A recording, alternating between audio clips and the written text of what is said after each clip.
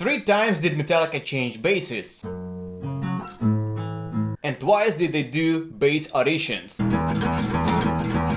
Although for different reasons, but it curious that every time it seems like there was one perfect person. Someone who was 2 heads above everyone else on the auditions. One perfect bassist for Metallica that was born to be in a band one day. And the Metallica fans are afraid of thinking, what would have been if that guy did not show up or failed the test?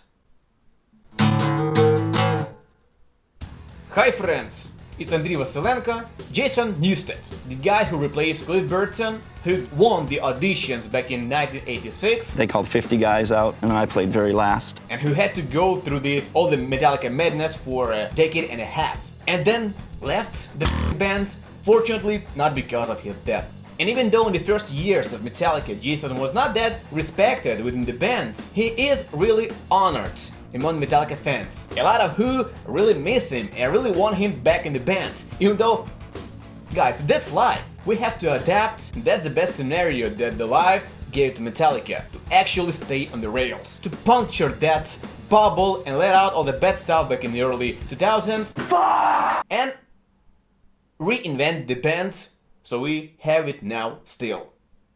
But anyway, today's video is not about him, but what if for some reason he either did not show up for the audition, or failed it, or he foreseen his future in the band, Justice Without Bass and all the mistreatment, and said F shit. And so who would have been Metallica's bassist, if not Jason? According to the band, there was no other guy that would fit Metallica better than Jason, who would endure all the madness, all the pace, all the fame, who would really fit in on the stage, in the studio. He fit right in. He was a great force. But you know, there was one guy who really stood out on the auditions, who was invited by Kirk Hammett, because well, he was his former classmate, who according to Rolling Stone magazine is in the top 10 best bassists of all time, with Cliff Burton. I'm talking about Les Claypool, of course.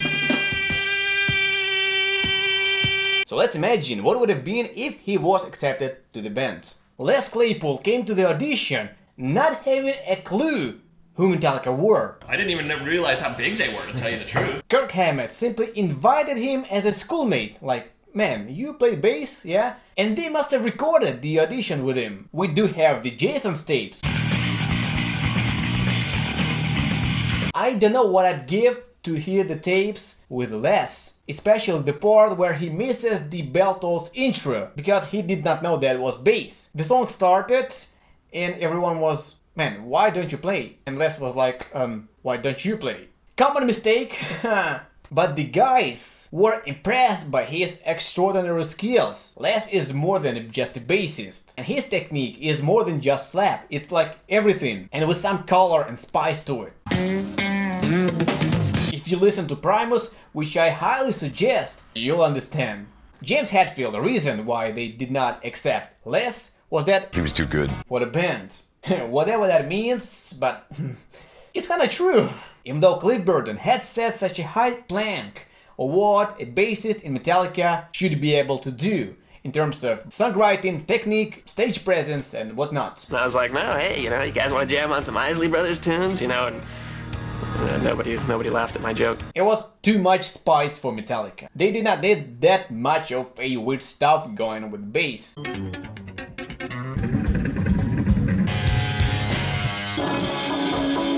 They never called me, and I wept like a little girl. But I believe that was just a joke, because he did not care much. Les was too good, and that's total bullshit. Being nice. He thought I was a weirdo. But what if Metallica decided, like, F it, we take that weirdo in? The biggest question would be, do they allow Les to actually show all his talents? Say, do you want to leave down once me? Or, as the case of Jason, he would be told what to do. If they really were to take him aboard, it would be all for the skills, the massive talent of Claypool. And in fact, before joining Metallica, Robert Trujillo made his name as a member of Infectious Grooves and Suicidal Tendencies. He actually stood in the beginnings of funk metal, a genre of metal which, in my opinion, prematurely died. And yet, Robert does not bring that funky flavor to Metallica stuff. Even though now the band seems more friendly than ever. And besides being more friendly, they are more careful than ever. Which probably came from Saint Anger experience. That period taught them two things. Don't treat band members like shit.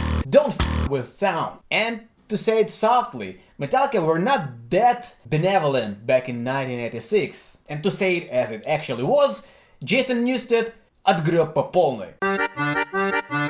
And so could Les Claypool. The grief and the anger from the loss of Cliff, that was the source of both the aggressive sound on Justice for All and the unfair treatment of the new member of the band, which was the replacement for Cliff. All our anger, grief, and sadness got directed at him. He was an easy target. And who knows how far they would have gotten with less.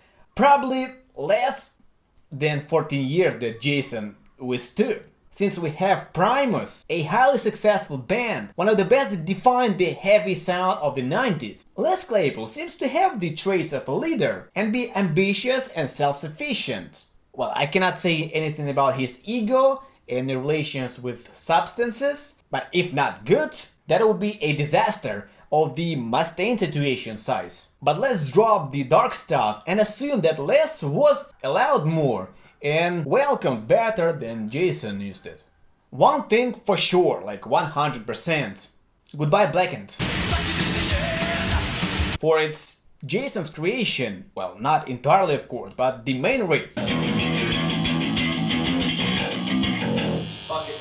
And then welcome some early Primus licks. Around that time, Les already had some songs in their infancy, ones that would be on the first couple records of Primus. They are quite heavy and metallizable. And oh my god, I would die for a Metallica version of My Name is Mud.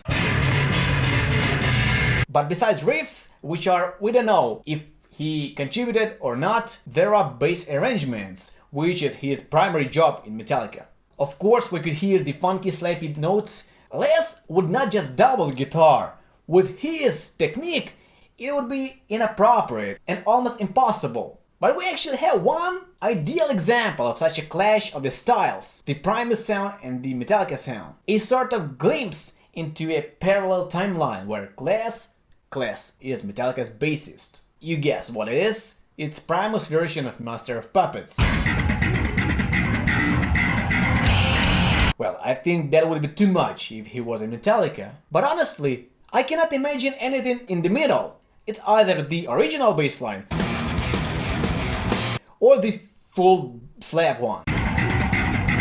Simply for practical reasons. It's quite tricky to change these techniques in the middle of the fast, crazy riffing. But regardless the amount of funk in this parallel timeline, Metallica could be one of the pioneers of funk metal without actually being a full funk metal band. But that'd be enough to plant the funky seeds in the brains of metalheads and give a lasting momentum for the genre. And they would do it 2 years before Faith No More bringing it to masses. The album, the alternative Justice for All, would be rather a Metallica's rendition of crossover thrash. And so the rise of funk metal with Metallica's help could be the last nail into the coffin of glam metal before grunge would do it, and thus postponing the rise of grunge, if not canceling it at all. What Metallica plays, that influences everyone around them. Then we'd have new metal much earlier.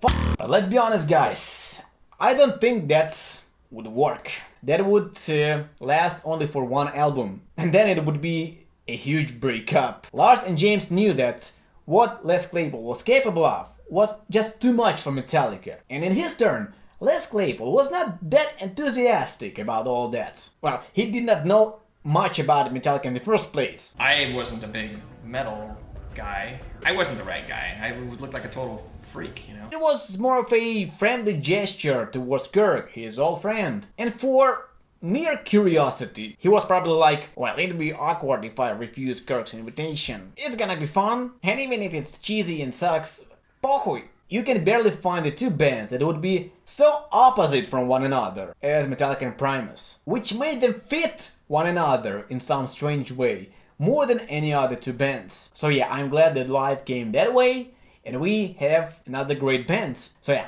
what did that teach you? And what do you think would be if Les joined Metallica? Thanks for listening, it's Andriy Vasilenko, and hear you next time, friends.